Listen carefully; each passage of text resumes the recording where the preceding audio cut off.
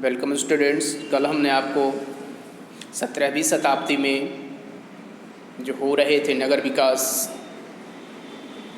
और वाणिज्य व्यापार, इसके बारे में थोड़ा सा हम डिस्कशन बताए थे कि कैसे जो है शहरों का विकास हो रहा था उस समय। तो आज हम बात करेंगे तीर्थ स्थानों के आसपास विकसित हुए शहर। जैसा कि आप देख पा रहे हैं चैप्टर 7 का ये है, ठीक है, ये चैप्टर 7 का है, ठीक है, नगर व्यापार और शिल्पजन। कल हमने वीडियो में बताया था। आज हम जो है तीर्थ स्थलों के आसपास विकसित हुए शहर की बात करेंगे। तो जैसा कि पा रहे हैं वीडियो में लिखा हुआ है, हिंदू और मुसलमानों दोनों के धार्मिक स्थलों के आसपास अनेक शहर या नगर विकसित हुए। ऐसे ही दो तीर्थ नगरों के रूप में वाराणसी और इलाहाबाद, जिसको इलाहाबाद को आज प्रयाग के नाम से भी जानते हैं, ठीक है, शहर विकसित हुए, जहाँ पूरे भारत से हिंदू तीर्थ यात्री पहुँचे थे।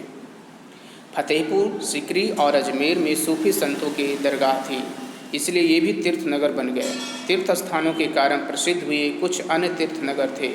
सांची, कुरुक्षेत्र, ननकाना साहिब, अमृतसर, जगन्नाथपुर आदि ये सब तीर्थ स्थल बन गए थे। अब हम बात करते हैं पत्तन शहर, जिसको बंदरगाह कहा गया, और व्यापारिक केंद्रों के रूप में विकसित हुए शहर। तो अनेक अन्य शहर आसपास के क्षेत्रों में पाए जाने वाले उत्पादों या समुद्र तट से समीप होने के कारण विकसित हुए। गुजरात में ऐसे ही अनेक व्यापारिक और पत्तन शहर विकसित हुए, जैसैनिक,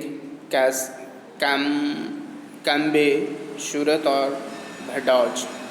पश्चिमी तट पर विकसित हुए अन्य महत्वपूर्ण पत्तन शहर थे गोवा, कोचीन और लाहौरी बंदर। पूर्वी तट पर विकसित हुए महत्वपूर्ण शहर में चटगांव, सोनारगांव, मसूलीपत्तनम और नागपत्तनम के नाम से उल्लेखनीय है। बंगाल में कासिम बाजार कपास का एक महत्वपूर्ण व्यापारिक केंद्र था। पटना में अंग्रेजों ने कपास से बनी वस्तुओं के भंडारण और छटाई के लिए कारखाना स्थापित किया। बिहार में सोरा प्रचुर मात्रा में पाया जाता था। सोरा खरीदने के लिए अनेक विदेशी व्यापारियों की वहां आने जाने का कारण पटना एक संपन्न शहर बन गया, जो आज उस समय पाटलिपुत्र के नाम से जाना जाता था, ठीक है। यह हो सकता पटना भी हो गया होगा उस समय, यहाँ पटना ही लिखा गया है। तो वहाँ पर जो है सोरा अच्छा मात्रा मिलता था, ठीक है, विदेशी व्यापारी वहाँ अच्छी होती थी, ठीक है। अब हम व्यापारिक समुदाय की अगर बात करते हैं तो बैस, मारवाड़ी और बोहरा समुदाय मुख्यतः व्यापारिक समुदाय थे, जबकि गुजराती लोग आमतौर पर खरीद फरोख्त का ही व्यवसाय करते थे। दक्षिण भारत में चेट्टियार समुदाय प्रमुख व्यापारिक समुदाय था। विदेशी व्यापार की अगर बात करें तो भारत का चीन, श्रीलंका, अरब और ईरान के साथ व्यापारिक संबंध था। कोचीन, सोनारगांव, गोवा, सूरत और मसूलीपत्तनम विदेशी व्यापार के महत्वपूर्ण बंदरगाह थे। यूरोपीय शहरों में भी भारतीय रेशम, मलमल और कपास की भारी मांग थी। यह एक रोचक तथ्य है कि वहाँ अनेक प्रकार के कपड़ों को भारतीय शहरों के नाम से जाना जाता था। उदाहरण के लिए यूरोपीय शहरों में कपास को भारतीय शहर कालीकट के नाम पर कैलिको कहा जाता था। भारत में मुख्यतः सूती कपड़ों, मसालों, नील, सोरा आदि का विदेशों को निर्यात किया जाता था।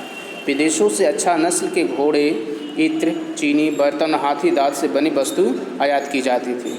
शिल्प की अगर बात करें तो मुग़ल बादशाह अकबर और शाहजहां कलाकारों और शिल्पियों को संरक्षण देने के लिए प्रसिद्ध थे। इस काल में सूती, रेशमी और ऊनी कपड़ों पर बहुत सुंदर कढ़ाई का काम किया जाता था, जिसे देश विदेश में काफ़ी पसंद किया जाता था। दिल्ली और अनेक शहरों में हाथी दांत के खिलौने तथा अन्य अनेक खूबसूरत चीज़ें बनाई जाती थी। मध्यकाल में संगमरमर जड़ने की कला काफ़ी उन्नत थी। लाहौर में अत्यंत सुंदर कालीन बनाए जाते थे। बीदर के दस्तकार तांबे और चांदी के जड़ाव कामों के लिए जाने जाते थे। इसी कारण इस कला को बीदरी कला कहा जाता था। इस कला का उपयोग बक्सों, पानदारों, हुक्कों और घरेलू उपयोगों के लिए अन्य चीज़ों को सजाने के लिए किया जाता था। देखो, केस स्टडी की अगर बात करते हैं हम, तो केस स्टडी में बताया गया है, कुछ यहाँ पर टॉपिक आ रहे हैं। मसूलीपट्टनम, देखिए मसूलीपट्टनम क्या है भाई, हम भी जानते ज़रा। तो मसूलीपट्टनम शहर, जिसे मसूलीपट्टनम के नाम से भी जाना जाता है, आंध्र प्रदेश के कोरोमंडल तट पर स्थित है। यह सातवाहन के काल में पूर्वी समुद्र तट का एक प्रसिद्ध बंदरगाह था। पेरिप्लस, इसका वर्णन मसूलिया के नाम से किया है, जहां मलमल निर्मित किया जाता था। इसका महत्वपूर्ण इस कारण है कि यह समृद्ध गोलकुंडा राज्य का प्रमुख बंदरगाह था। यह 17वीं शताब्दी में डचों, अंग्रेजों और फ्रांसीसी कंपनियों के बीच व्यापारिक प्रतिस्पर्धा का केंद्र था। अंग्रेजों ने 1633 ईस्वी में मसूलीपट्टनम में एक फैक्ट्री स्थापित की। डचों की भी मसूलीपट्टनम में एक व्यापारिक बस्ती थी। डच और अंग्रेजी कंपनियों के बीच 18वीं शताब्दी में 5वीं दशक तक काफ़ी कड़ी प्रतिस्पर्धा रही। अनंतः डचों की शक्ति का अंत हो गया। इस क्षेत्र में अंग्रेजी और फ्रांसीसी कंपनी के बीच की भी व्यापारिक प्रतिस्पर्धा थी, किंतु दूसरे कर्नाटक युद्ध 1749 ईस्वी से 1754 ईस्वी के बाद फ्रांसीसी प्रभाव घटने लगा। बाद में अनेक कारणों से मसूलीपट्टनम का आर्थिक महत्व घट गया और इस शहर का संपन्नता भी कम हो गई। प्रमुख पत्तन शहर जैसे कि कोलकाता, जिसको कलकत्ता, चेन्नई, मद्रास और मुंबई, बम्बई धीरे धीरे विदेशी कंपनियों के आकर्षण का केंद्र बनते गए। मसूलीपट्टनम कलमकारी कपड़ों के लिए प्रसिद्ध रहा है। कलम का अर्थ है कि कलम के समान नुकीला उपकरण जिसमें कपड़ों पर बॉर्डर बनाया जाता था, और कारी का अर्थ है कारीगरी। दिस इज इम्पोर्टेंट, ये बहुत महत्वपूर्ण है, इसे आप जो है आपको याद कर लीजिएगा, ठीक है। कि जैसे ठीक है। उसके बाद मसूलीपट्टनम अपने दरी और पर्दों उद्योग के लिए भी जाना जाता था। यहाँ से वस्त्र और मसालों का खूब व्यापार होता रहा। मसूलीपट्टनम के दस्तकारों द्वारा बनाई गई दरियाँ यूरोपीय देशों को भी निर्यात की जाती थी।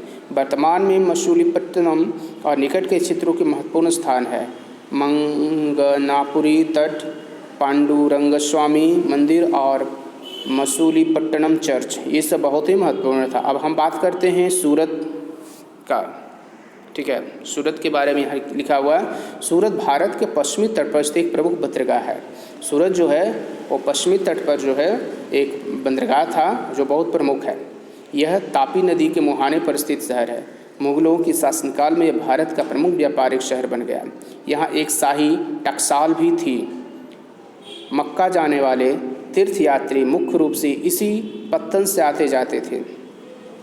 मुगलों के शासनकाल में सूरत की संपदा और खुशहाली शीर्ष पर पहुंच गई। सूरत के कपड़े रेशम और सोने की जरी के लिए प्रसिद्ध थे। स्थानीय कारीगरों के विदेशियों के संपर्क में आने पर फैशन और डिज़ाइन दोनों में काफ़ी बदलाव आया। इससे विभिन्न प्रकार के रंगों का प्रयोग बढ़ गया। बहुमूल्य रत्न व मणि आदि को जोड़ने का काम सूरत में विशेष रूप से विकसित हुआ। पुर्तगालियों ने अनंतः सूरत के व्यापार पर कब्जा कर लिया, किंतु अंग्रेजों और डचों ने भी सूरत शहर में अपनी फैक्ट्रियां स्थापित की। गुजरात के सेठों और महाजनों की सूरत में निजी बैंक के घर थे।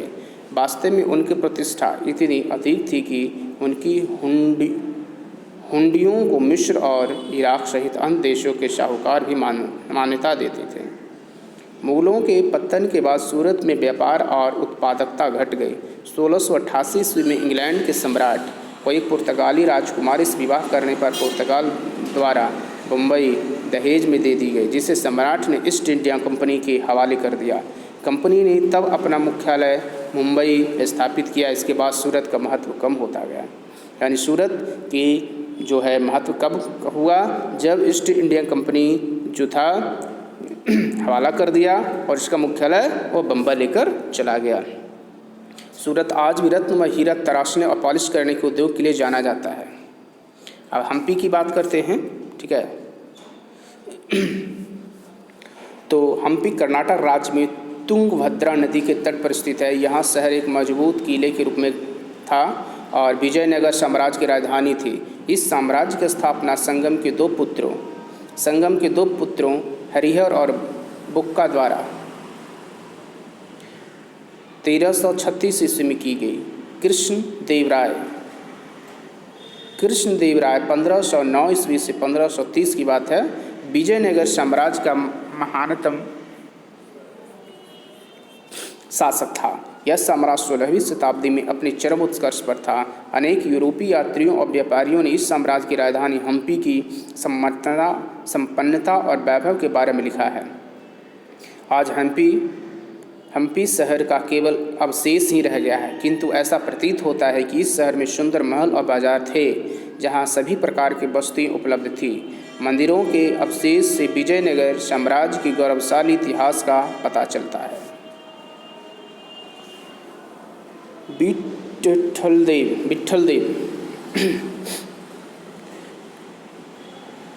विट्ठलदेव मंदिर का निर्माण राजा कृष्णदेव राय द्वारा शुरू करवाया गया, जिसकी उसके उत्तराधिकारी अच्युत राय ने पूरा करवाया। इसके स्तंभों पर नक्काशी करके सुंदर मूर्तियां बनाई गई। इसके प्रांगण में मुख्य देवता विट्ठलदेव भगवान विष्णु को कहा जाता है कि मंदिर के अतिरिक्त अन्य देवताओं के भी अलग अलग मंदिर बने हैं। यहाँ अनेक स्तंभों वाला एक विशाल कक्ष है, जिसे कल्याण मंडपम कहा जाता है। इसके अतिरिक्त यह एक खुला मंडप भी बना है।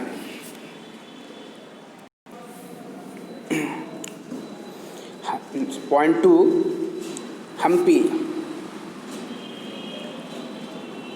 हम्पी में उग्र नरसिंह भगवान की 11 फीट ऊंची मूर्ति है। का हम्पी जगह है, ठीक है, जहाँ पर जो है 11 फुट भगवान विष्णु के नरसिंह अवतार की मूर्ति भी है। यह विरूपाक्ष शिव और मंदिर के निकट स्थित है। यहाँ के एक शिलालेख में कहा गया है कि यह मूर्ति कृष्णदेव राय के शासनकाल में एक ही चट्टान से तराश कर बनाई गई थी। ये देखिए रथ हम्पी का है।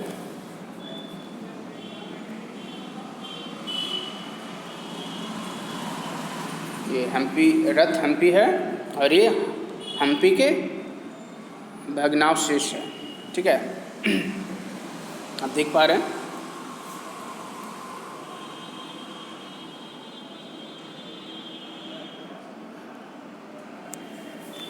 पॉइंट नंबर 3, यहाँ एक विजय भवन भी निर्मित किया गया है, जिसे राजा कृष्णदेव राय ने उड़ीसा राज्य में अपनी विजय के उपलक्ष्य में बनवाया था।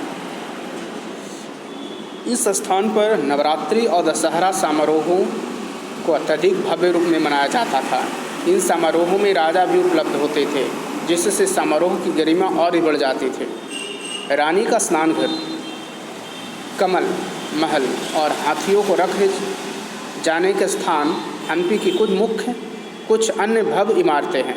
कर्नाटक सरकार प्रतिवर्ष विजयनगर महोत्सव आयोजित कराती है, जो हमें विजयनगर साम्राज्य के गौरवपूर्ण इतिहास की याद दिलाता है। हम्पी को विश्व धरोहर स्थल घोषित किया गया है।